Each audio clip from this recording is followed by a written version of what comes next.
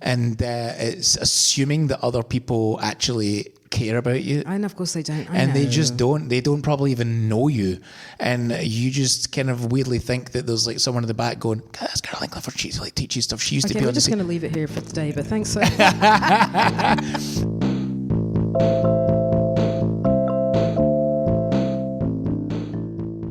Hello, my name is Caroline Clifford. You are listening to The Authentic Comedian podcast called Needs Work. Every episode I have a comedian on and they bring a bit of theirs that isn't working as well as they hoped. I try and dissect it. I try and use my comedy professorial skills to make it better. This week I'm joined by Chris Davis, who I've known for 10 years here in Berlin. He's a really fantastic comedian, one of my favorites, and one of my favorite people, actually. So we have a really fun time just talking about, you know, what it's like doing stand-up comedy for 10 years, all of the things that he's achieved, and of course we deep dive into his fantastic material. So please enjoy this episode. Hello, good afternoon, Chris Davis. How are you on this fine afternoon? I am very well, Caroline Clifford. So natural. I know. How's it going? Yeah, pretty good. I just got back from a 3-day bike trip that was really quite short, but this morning I woke up as stiff as a board, just in agony. You did, you did suggest that it may have been you the sleeping in a tent. It could be sleeping in a tent. What's going on there, man? What's your setup? Do you glamp? I No. mean, do you have an air bed? What's going on? No, I tramp. I love it. We're allowed to say that. Yes, it's just the regular kind of decathlon air mattress, decathlon tent, and just lying on the ground, basically. But the worst thing is that like I just have to turn so many times during the night. It's just like turning. I don't know, man. You sound like a Birds song right now. But it's just I'm not the camping thing. Give me an air mattress and I think I'm okay. But don't be giving me a yoga mat. It's no. No one does yoga mats anymore. But I've got like a thin, maybe it's like a couple of centimeters, maybe 3 centimeters thick camping mattress. And you cycled to this place? Yeah. But we were so light on the cycling. We just did like 20. We did like maximum 40k. Oft. Yeah, it's Jeez, not. No, it's not. No, I mean, yeah. Taking your tent with you and I think, okay, I get it. Yeah, but once you be rolling, then it's fine. Yeah. I wouldn't want to hike with that shit, but rolling is okay. It's like a supermarket trolley. You're not like, shit, I better not get the beans. You know, I'm not going to push this thing. Have you got bags on the side of your bike? Oh, or yeah. Do you? Oh, yeah. You're not rucksacking that shit up. No, man, no. So, yeah, that's about the only type of holiday I can afford these days. That's nice. Is freaking bike packing. I went to Lisbon. Oh, lovely. 2 weeks ago. Yeah. Never been there before. Portugal. Lovely. Like Berlin, slightly cheaper and with an ocean. I sometimes wonder, why the fuck did we pick Berlin? I know. This cold, miserable place where everyone's mean all the time and the weather's shit. What are we doing here? But do you know what we get suckered in by? And it's kind of like, it doesn't... It's kind cheap. Well, we got suckered in with the cheapness big time. Because I know you love a bargain. Oh. I know you love a bargain. I sleep on the ground. You're a dirty for the bargain. Like... That's why you love Decathlon so much. Decathlon is the most like reasonably priced place. I fucking love Decathlon. Best thing the French people have ever done, contributed to society. Do you know I'm going to buy a kayak next week from there? Really, a blow up? A blow up kayak, right? It sounds less sturdy than I make it out to be, but man, this thing is sturdy. Oh. 2 people kayak, right? With the option of one, you can like Velcro out one of the seats. Just push them out. Yeah. There's always an option of one. There's always an option of just kicking them out off the bank and you sit by a spade with a beer. And yeah, it's like $280. Yeah. And it's a belter, it's a cracker. I have to ask you, Chris, something I would ask myself, are you definitely going to use it? Well, this is the thing. I'm trying to change things up, Cliff. I'm trying to change things up. I've been telling myself I'm going to buy this kayak for almost a year. Okay, so it's been rattling around. It's been That's rattling important. around. I didn't manage to get round to it last year. I'm going to get round to it this year. And we're going to make it work. All right, fuck yeah. Do you still have that lakeside property? I do. Oh, shit. I do. I'm so jealous of that. I'm actually wanting out. I want in. We should talk about this. I want in. Yeah. Okay, we'll talk offline. Yeah, let's go offline and talk about that. But yeah, no, I was going to say I was down in Lisbon and it was wonderful. It was great. And I think we got suckered in Berlin with the many lakes and we pretended it was the ocean. But it's not the ocean. No. Like when I was in Lisbon, I was like shoulder bashing the waves, you know. Yeah. It was like that's nice. Me and what's the god, the ocean god? Poseidon. Poseidon, that one. Yeah, it was me and him just hanging out. Yeah. Curse you, Poseidon. It was amazing. You cut to the Ostsee. You have to walk out 3 kilometers just to get it up to your waist. Yeah. Meanwhile, there's like dead jellyfish. Aye. You're just wading through corpses. Mate, it's grim. It's grim. It stinks. Aye. And you can't even get chips at most of these places. Like, what are they? It's pretty much the only reason I go to the seaside. Yeah, chips taste better there. Mate, chips after a dip in the ocean and some sand between your tootsies, that's when chips taste good. For our American listeners, we're talking about French fries. And for our German listeners, pommes. That's everyone covered.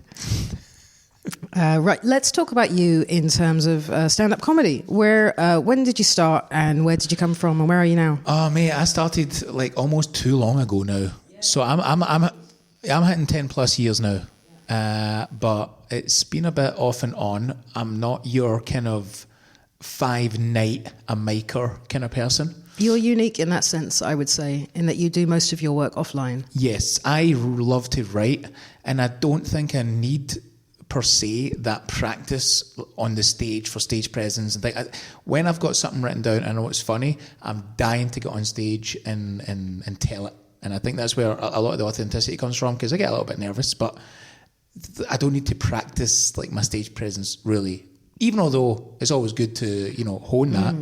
But I just think I am what I am on stage. I am what I am. And then but it's the thanks. It's the writing. Yeah. So I'd say 10 plus years, mostly here in Berlin. Done a couple of stints in the UK and Scotland. Done a stint years ago in New York, which was amazing. And now I just find myself trying to squeeze in wherever I can. I enjoy mostly 20-minuters, half an hours, 1 hour solos. But I will be more than happy to come and do like 7 to 10 minutes somewhere when I'm working out, stretching out the stuff, stretching out new material, I think that is what is unique about you, is that you'll sort of disappear.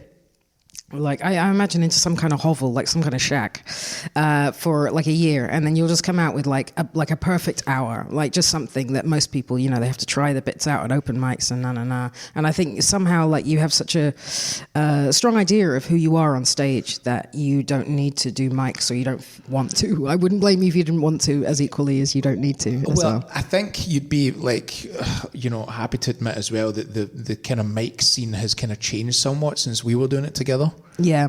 But I'm not adverse to doing mics. I love mics. I think mics are the most important part of like doing stand-up. You have to stretch out your stuff. And I do mics. But I feel that with the writing that I do, I think I can do 3, 4, maybe 5 mics, and then I'm ready to call it my own and be like, hey, I have a new half an hour, come down and watch it. But that said, we'll see, because what we're going to watch today is something that didn't really work. So that's the whole point, isn't it? And that's kind of the whole point, The whole thing with mics as well is that I think people get addicted to it as well, don't they? They get addicted to the performance, and it's like this fear that I think people have in a lot of other areas of artistry is, if I don't keep on doing this, if I don't do this the most, then I won't be the best. And I think there's definitely diminishing returns on these people who are doing like 3-4 shows a night, every night. And I think there's a point where it's just not really going in anymore. It's like vitamin C, you just piss it out at the end of the day. Yeah, I would agree with that. I think you need space to breathe. You need to do like a mic and then actually go and think about it. Whereas if you actually do, you do your jokes and then you run off to the next show, you're panting because you've cycled there fast, or you've taken a scooter or whatever it is, and then you just kind of verbatim tell that kind of set again. And it doesn't really sink in. You don't get much from it, and then you go do it again, and then like a 4th time.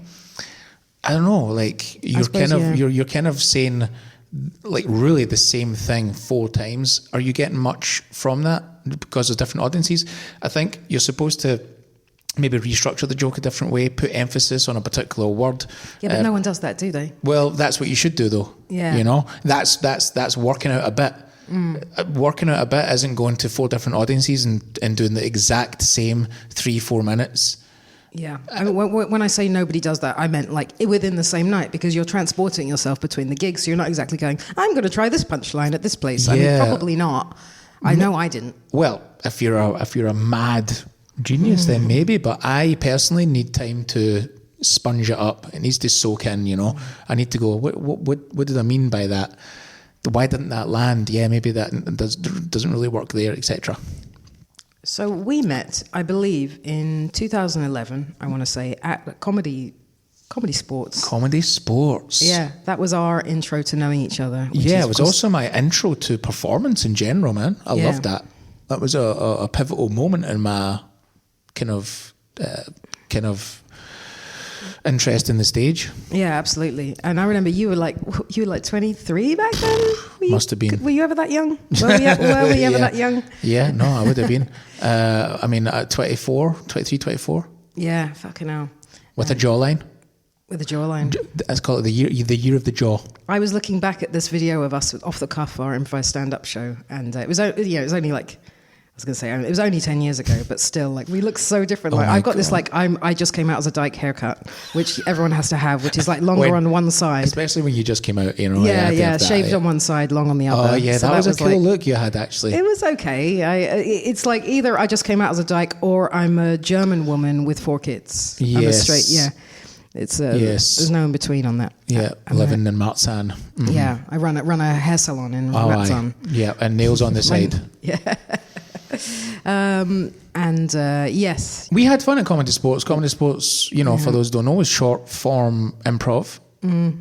But we had an amazing time. I had so much fun there. I learned a lot.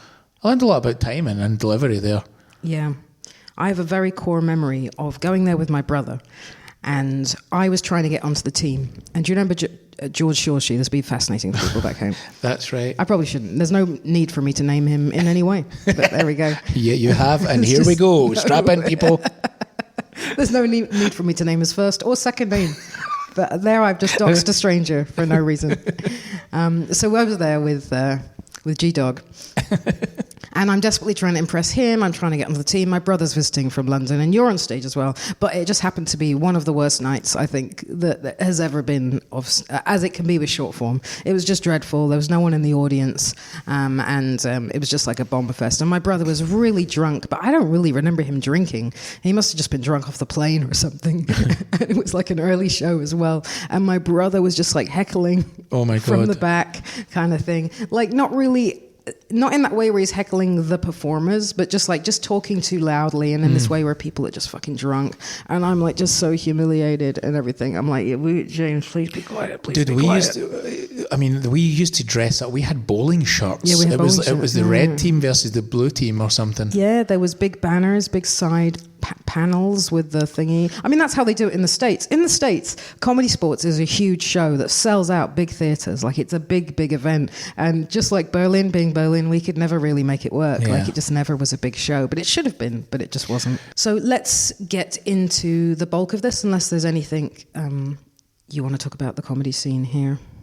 No, let's do it. Let's get in. Let's talk comedy. Let's not talk scenes. I get a lot of social anxiety these days, but the world is an interesting place, man. The world's a dangerous place. You know, all this war and stuff.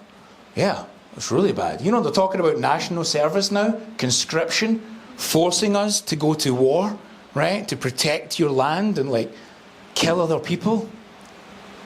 I'm looking forward to it, to be honest. I think it could be fun. You know what I mean? I don't want to kill people. I don't want to like swear allegiance and protect like land that I have no affiliation with. What I am looking forward to, though, is seeing what the front lines will be like with my comrades in the year 2024. You know what I mean? Like, I really want to see who genuinely is lactose intolerant. You know what I mean? Like, I do. I can't wait for that, man. I can't wait for like the army issue lunchbox to be like given out on the front lines to thousands of men and women, right? And just like that, they just open up and they're squeezing out their lunch out of a sachet like an astronaut. And they just like put their hand up to the commander. Excuse me, is this gluten-free? Gluten-free? Holy shit. Some guy puts his hand up with ADHD, like, excuse me, Commander, I might be distracted by loud noises today, just to let you know. I can't wait for the year 2024, man, for like some guy on the battlefield to be wearing noise-cancelling headphones. I can't wait for that, man. Just like the soothing sound of rain hitting off a car roof. It's like bombs are dropping. It's like just turning back to his comrades like, hey! and you're like that. No, get back. I really, really like this bit with the so there's something I noticed with this particular bit is that there's quite a lot of like dead space at the beginning of this joke, and I think the reason is that we it takes us a while to realize what the joke is about. Yeah, because I think this idea about the ADHD people lactose free and all of these things being conscripted needs to go into the setup. Actually, interesting. I mean that's the thing, because that's. Because the jokes are the things like the noise cancelling headphones and things like that. So I think that would work as a setup for that. It's like and also I do think that, and this is probably going to come up later, that you should introduce that you have some kind of that you're a neurodivergent as well, just so that it kind of like softens the bits, not just this bit but the bit coming up in a way. I agree. So the whole bits leading up to this talks about social anxiety. Yeah, and they talk about me growing up in the 90s and how there was like a lack of social anxiety. Yes. There's like a lack of embarrassment. There's this bit that I do about like try to go and find your best friend, but he's nowhere to be found, and even his mum isn't worried because it's just the 90s. You just chap door ahead. Is Robbie home? No. Do you know where he is? No. Yeah. And then you're just like walking about. So, and then it's going, once you get through that bit, then it's like, are you joking me? It's 2024. The amount of social anxiety I have, ... Right, got you. That's important to know for sure. But I still wonder if it's worth, because there's a difference between just being like generally anxious. It's the way people go, oh, I'm so OCD, but they're not actually, I was going to say convicted, but they don't, not actually diagnosed with OCD. So there's a difference between I'm a bit anxious and I actually have a diagnosis for these kinds of things. And I do think it's like, especially in this day and age, it's sort of worth dropping it into the pile, because I think it just helps people sort of say, oh, this is coming from a position of knowledge rather than someone who's just flicking through the sun and going, oh, well, I'd like to see them on the front lines. It's just a totally different idea. I like that. But I think you're right. There's a lot of dead space at the start-up. It's like a 20, 30, maybe 20 seconds of kind of set-up that has no kind of, it's not punchy. But it's like, these days, you've got like ADHD, so like a sort of joke about that, introducing the idea about, we have all of these things and sort of saying, obviously that you're sympathetic to it and that you are a member of that group. And then it's like, I'd like to see them on the front lines. Like, that would be fantastic. Well, that's a nice lead-in. I like that. That's a nice lead-in. I'd like to see them on the front lines. Yeah, like it would be brilliant in a way, because the way you have it now, when you say it will be brilliant to be on the front lines, that doesn't make any sense. That's true. That is true, and I will run with that, because there's a thing that you're right, and I haven't realized it until you said that, man. So like, because I say there's something along the lines of going, hey, it's so absurd that we have conscription these days. Wow, what like an old school kind of format, what an old school kind of legislation. I'll tell you something though, I could deal with some conscription in my life. It will give me a sense of purpose. Yeah. So that's the thing, but it's not needed. Like, just need to get straight in. It's also not true, is it? You wouldn't want to be in the army. That's true. What is true is that it would be kind of very funny to see people who are lactose intolerant and with all these different needs being in the army these days, how they would have to deal with all of these different issues. That's brilliantly true, and that's worth saying. It's something I always say when I'm teaching. When I'm teaching the stand-up. People. It's like, what is this joke about? This joke isn't about I would love to be in the army. This joke would be like, it's just insane, the idea. How would they deal with this in the army? And you could do a wonderful act out of like a sergeant major just screaming at somebody who but like, he's not screaming at them because they're lactose intolerant, but maybe even just screaming at somebody who gave them the wrong yogurt, kind of thing. Yeah. I had a bit that was... You disgust me. Yeah, well, I had a kind of very drill sergeant, Full Metal Jacket type thing going on. But it wasn't really working. But I think it was because I was using trench foot. Yeah. It was like, I would say, the guy would be like, "Oh, excuse me, is this gluten free?" And the drill sergeant would like turn round and be like, gluten free. You need to worry about is trench foot. And like, just it never landed, because people didn't really either know what trench foot was, or trench foot was very like World War I, wasn't it? Yeah. But the idea was just to be like a kind of small comparison as to what war is actually like, compared to this kind of gluten-free, lactose intolerant. And it could also be, I'm worried that it might be a bit of a cheap kind of lunge as well to like lactose and gluten, because I personally don't think it's all fake or like people are, you know, yes. Why no one would, if someone's lactose intolerant, no one's going to fake that. Yeah. It's not like a fad or like a style. So but that's not the joke. The joke isn't that we're making fun of these things. The joke is that these things are important, and it would be very funny to see that in a war scenario. So therefore, the drill sergeant in your bit is completely up on these things. In fact, he's very serious that people get the right lunches, and he's very serious about noise-cancelling headphones and stuff like that. So the thing that he's being drill sergeant about is that someone is kind of fucking with that in a way that, you know, that. So that's what makes it funny. Not that we're taking the piss out of these things, but actually they're being taken extremely seriously in a very chain of command kind of way. No, that's great. That could set up the joke differently, because it would... Yeah, it's... lost my train of thought, but hold on. It's like, do you think celiac disease is funny? Yeah. You answer me right now. Do you think shitting yourself at 4, you know, like... boy, you better hurry up and connect to that Bluetooth, because otherwise your wireless headphones aren't going to work or something like that, you know.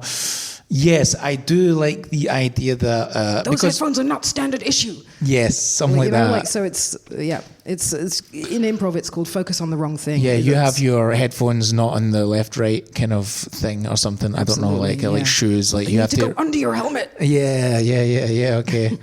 Yeah, no, that's good, because, you know, that is the crux of it. I'm not, like, I don't want to make fun of, like, people with lactose issues or gluten issues. It's just, like, that is the reality that we live in. That's the world that we live in. People are anxious. People are scared. And, like, it's conscription and national service are so, like, 1850s, 1940s, right all the way through, that it just doesn't make sense in this day and age. You telling me that you don't want to make a joke that's like, put your hands up if you're vegan, and then say, oh, they probably can't because they're too weak? Are you saying you don't want to do that kind I'm of joke? saying exactly that. There's a guy like on the scene that I won't name, but is just doing that exact joke. It's just lazy, you know. Gosh, they've not got a lot of protein. They'll be easy to catch and a type thing, you know. All that kind of stuff. Classic. It's a classic. Right, let's get on with this. Yeah. It's interesting, man, you know, like, I say ADHD, I feel like ADHD is the new veganism in Berlin. Anyone who has it has to tell you they have it. You know, it's like, including this situation right now. You know, I got diagnosed with ADHD by my psychiatrist. But you know what? I think everyone has ADHD. And I think we all have just different levels of ADHD, you know, and I think this is something that's come to fruition.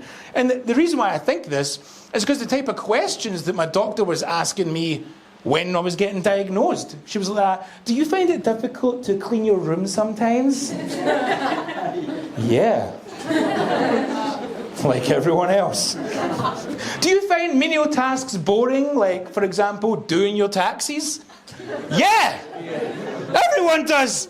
But the one for me was like, do you sometimes lose focus and concentration when you're talking to someone and you kind of zone out? And I'm like, yeah. Because I'm talking to someone who's fucking boring.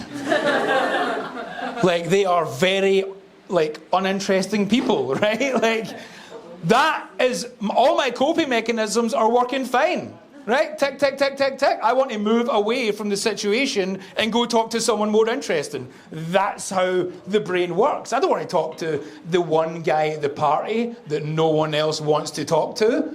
Hi, I'm an actor, but I work in a coffee shop. Jesus, get me away from this guy.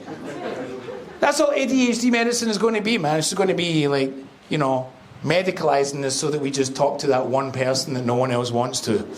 That's my experience of ADHD. Yes, ADHD is the new veganism. They'll tell you about it.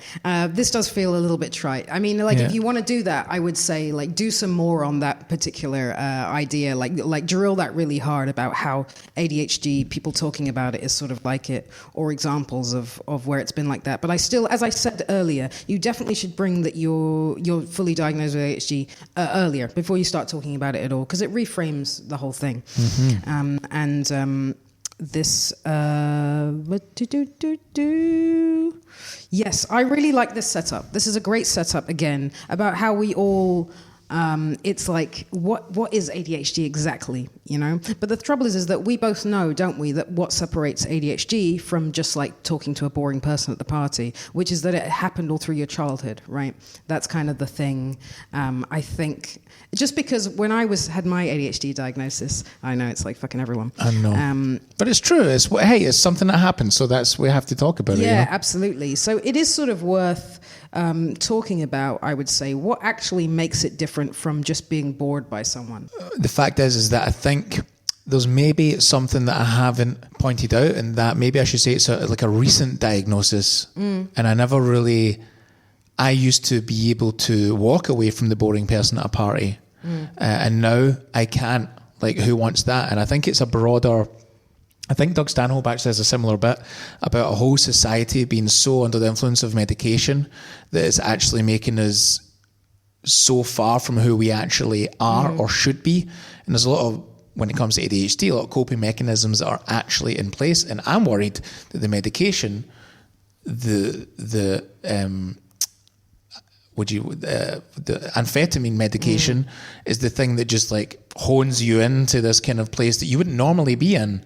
Yeah, absolutely. I mean, I'm not really a conspiracy theorist, and I don't think this is actually true, but it seems like all of these things that ADHD is supposed to help with, they're all capitalistic things. They're all like, do your taxes, focus on your job, talk to the boring person. By the way, this just popped into my head. I think there's a funny joke here about the person that invented ADHD is maybe the most boring person that ever existed, and they invented the whole medicine so that people would talk to them at parties. That's brilliant. So there's something there for sure. Yeah. But you're absolutely right. This is a great setup to a joke, is that what's the difference between ADHD and just... being like not liking boring things, like what is really the difference there? And but you also, I think, with this kind of joke, you have to talk about the extremes of it. You know, that obviously I've met people that are so ADHD. You know, it's sort of like saying, well, what's the difference between autism and just liking squares?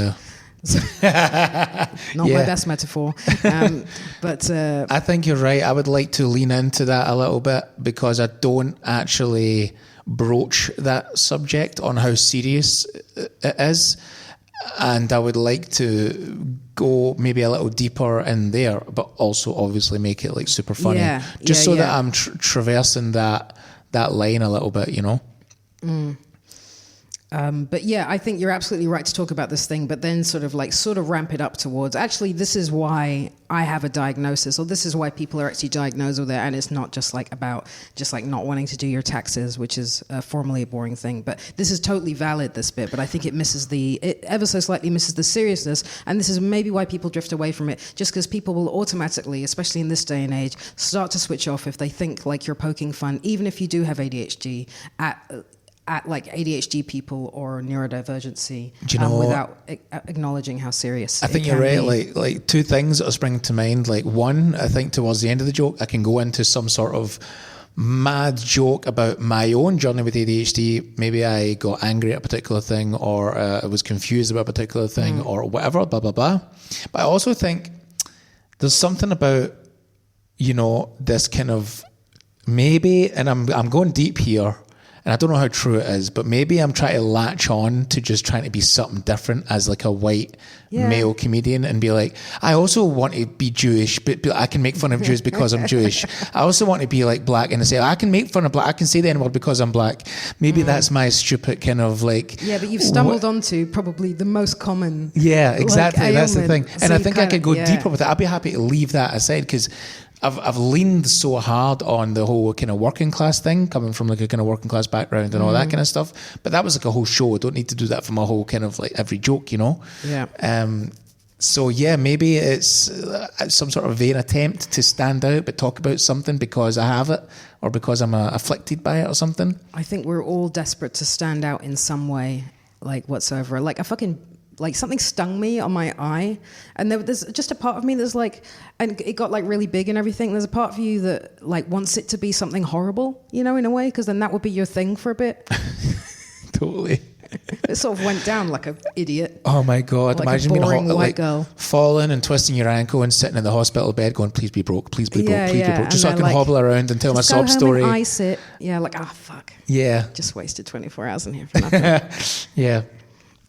But yeah, there's definitely, so that's very interesting. So I talk a lot about headings, but like wanting to stand out is a really interesting next heading for this set of jokes about ADHD. Just desperately wanting to have something that's kind of interesting about you, and maybe not ever being able to find it. I mean, that's the truth, isn't it?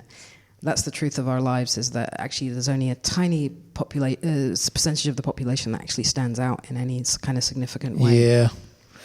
I think as well, I don't know if I'm going down a road with it, because just for the purposes of like this, it has worked. And it's got like some proper giggles where people are like, yeah, that is true. Like I also have undiagnosed ADHD essentially, you know, and I also like struggle with, I understand the plight and all the rest of it. But I'm wondering how much of a tag on this joke is to the conscription thing by just merely mentioning ADHD and the guy that would be susceptible to loud noises.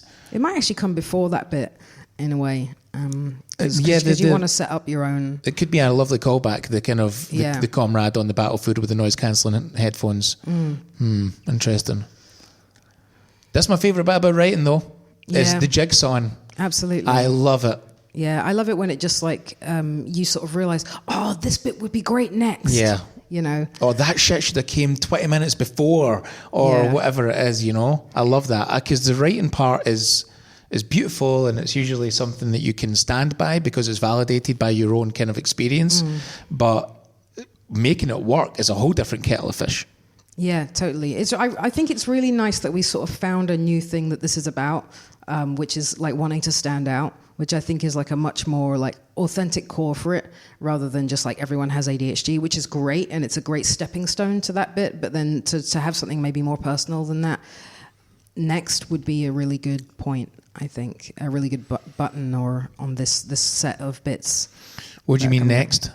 Well, I'm just saying that if it would be a really good next bit if this was part of a longer show. Okay, right, yeah, got you. Because then it's sort of like getting more and more real in a way. Like we have the bit about conscription, which isn't really about you per se, but maybe you could imagine yourself on the front lines, like what it would be like, sort of thing. What you would be good, what you would bring to an army situation, kind of thing. And then we have this next bit that's a bit realer, but it starts to talk about your own ADHD, and then something that's really, really real is actually this whole thing has been about this.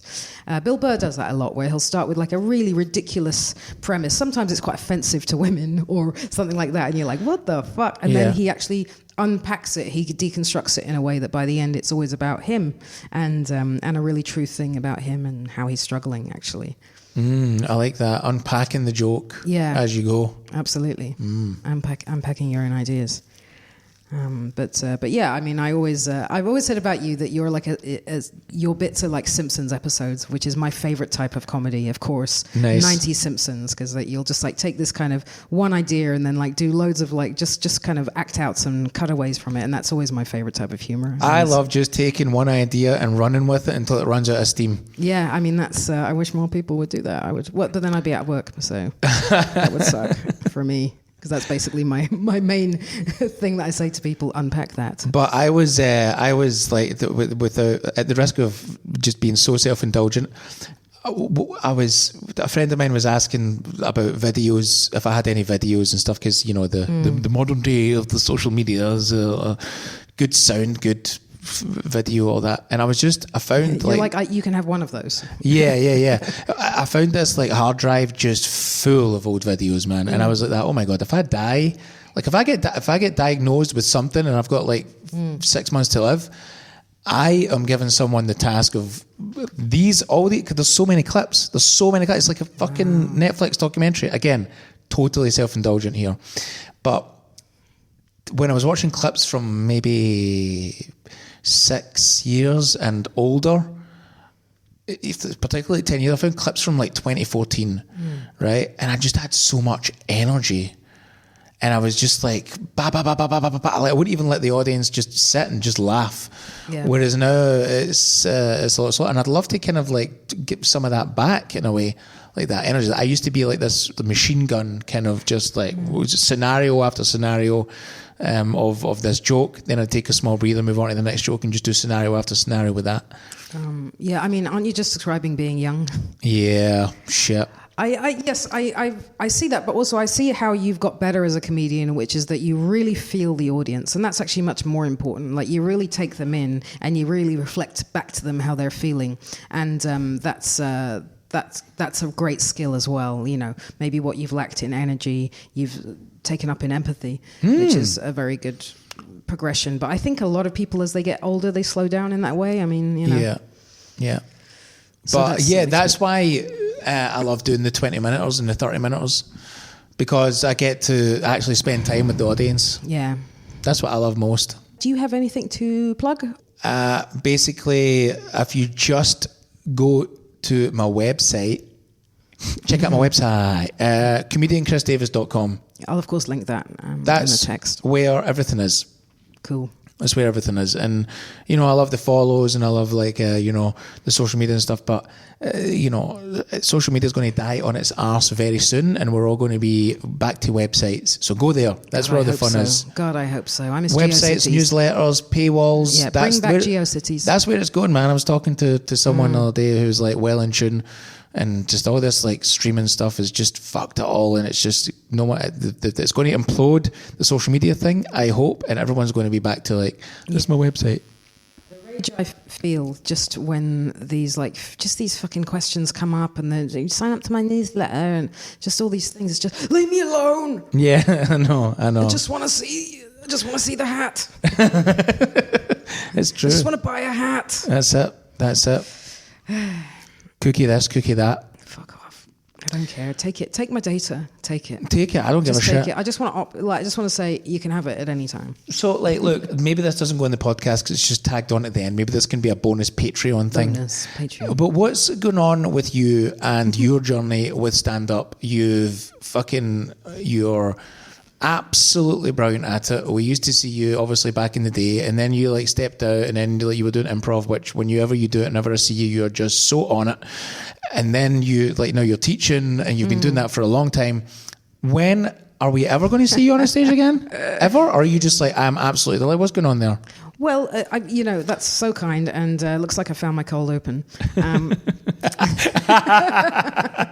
Phew, I don't think we're going to have one.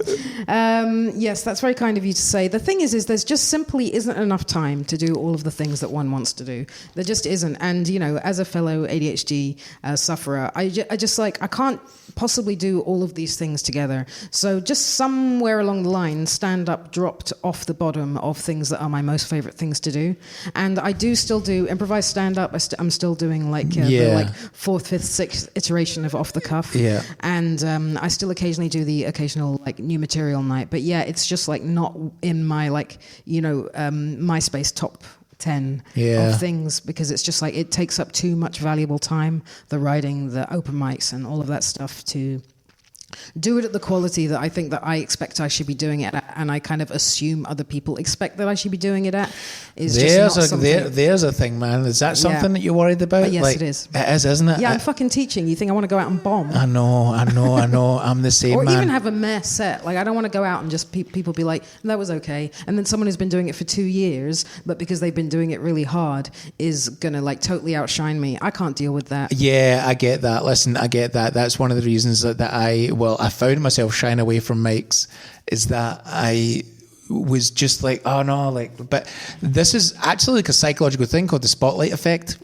And it's assuming that other people actually care about you, and of course they don't, they just don't. They don't probably even know you, and you just kind of weirdly think that there's like someone in the back going, "That's Caroline Clifford. She like teaches stuff. She used to be." We're just going to leave it here for today. But thanks. But I've tripped myself up with that bullshit thought process as well, and it is weird, and it is horrible, and it is so self-indulgent, and it's a shame because we aren't those people. No, but let's mostly say, because I do have a fairly good handle on reality, I like to think. So yes, it is a little bit of that, but it's mostly that there's no way I can do it to the standard in which I would be happy in doing it for myself, because I just don't have the time to dedicate to it as I used to. So I really don't mind doing these rough and tumble shows. In fact, I still love doing off the cuff, set list, etc.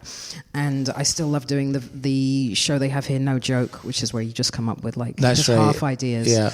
And that's super fun to do. In fact, we're talking about just generally how nice it would be to have a community here at Comedy Cafe Berlin, which is mainly for English long-form improv, of having like a stand-up community here, because all of the stand-ups who are also improvisers, they love doing the stand-up shows that we have here, because it's just like a chill environment with people that are really nice and chill.